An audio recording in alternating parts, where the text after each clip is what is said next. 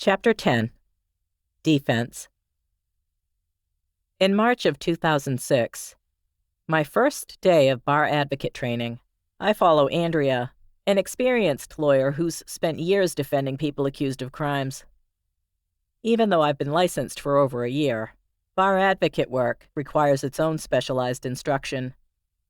Today, I'm here only to observe and learn. As I watch Andrea in action, I wonder for the 100th time if I'm cut out for this work. But after going to court with Philip and my father-in-law's persistent comments about criminal defense work, I finally gave it some serious thought. It was Tom who told me about the organization that helps people who can't afford lawyers. It reminded me of all the people from my past that I couldn't help. I applied at the end of summer. Everything moved fast after that. I had an interview, got the job on the spot, completed a week-long classroom training, and now I'm doing the in-court training.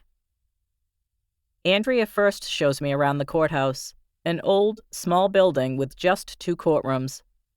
The main courtroom is dark and huge with enough seating for at least 60 people.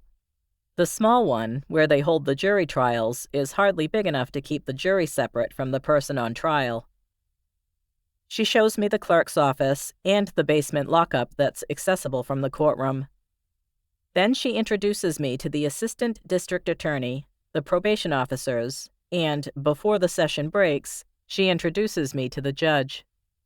As he tries to make small talk, I bite the inside of my cheek. I can't think of a single smart thing to say, and all I want is for the introduction to end so I can sit back down. I'm so anxious. I thought I'd be more confident now that I've had some practical training, but that couldn't be further from the truth. Since being sworn in, aside from going to court with Philip, I've done some bankruptcy work, but nothing involving an actual judge. Being a defense attorney sounded much better in theory. After lunch, I'm sitting on a bench in the courtroom when the judge addresses me.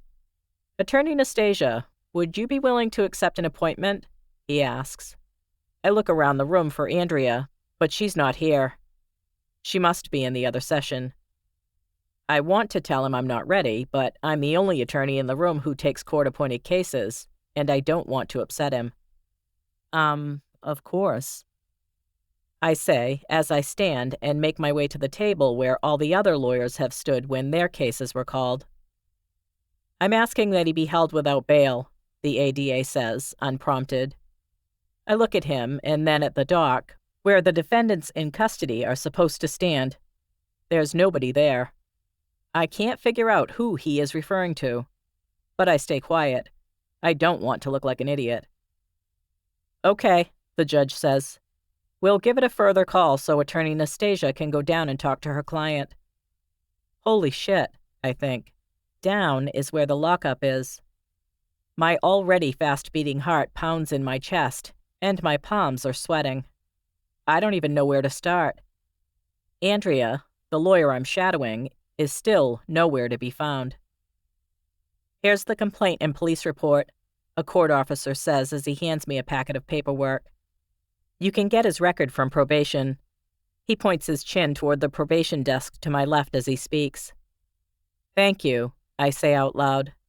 And to myself, thank God. With the 14-page criminal record of my new client in my hand, I sit at one of the back tables to read the police report before going to the lower level to meet with him. As I walk down the stairs, I practice saying the word recognizance in my head, reciting it over and over so I won't screw it up during the hearing. Marshall is easy to find. He's the only one in lockup.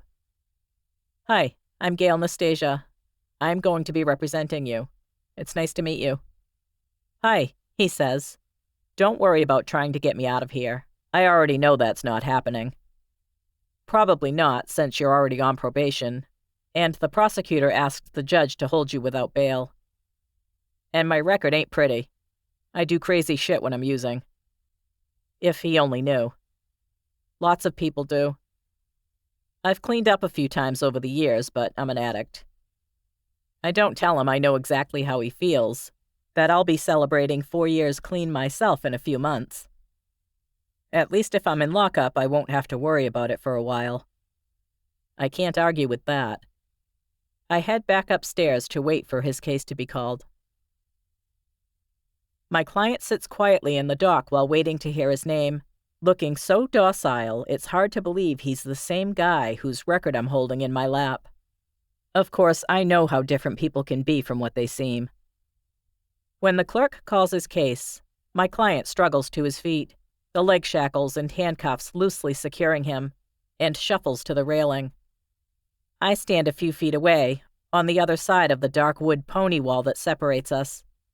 The judge turns to the ADA. "Are you asking for bail?" "Judge, this guy should be held without bail," he yells, turning to my client.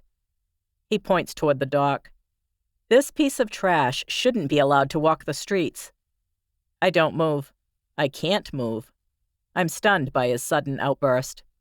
They didn't teach this in training. I'm still frozen, wondering whether they're all in on it, playing some kind of practical joke on the new girl, when I hear a ruckus to my left. "Fuck you, you pussy, I'll kill you," my client screams back as he tries to climb over the barrier that separates him from the rest of us. My stomach clenches as I take an instinctive step to my right, away from him. He reminds me of the angry, drunken men of my childhood, and I feel like a kid again. A few seconds later, 3 court officers are on him, pulling him from the railing and onto the floor. And then he's gone. "See, Judge? He's an animal," the ADA says. My head snaps in his direction. Although I'm still reeling from the surprise of what's just happened, I can see that this was no joke. He baited my client. The ADA manipulated the situation, knowing full well he'd react the way he did. I inhale and open my mouth, ready to tell the judge just that, but I don't say anything. I'm new here, and I don't want to get on anybody's bad side.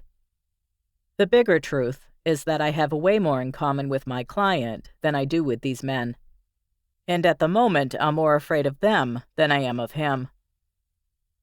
"Okay, Attorney Nastasia," the judge says. "Mr. Jones is going to be held without bail. Let's pick a 30-day date for his next appearance." Now that I have an actual court date in my schedule, I'll have to figure out the procedure for a jail visit.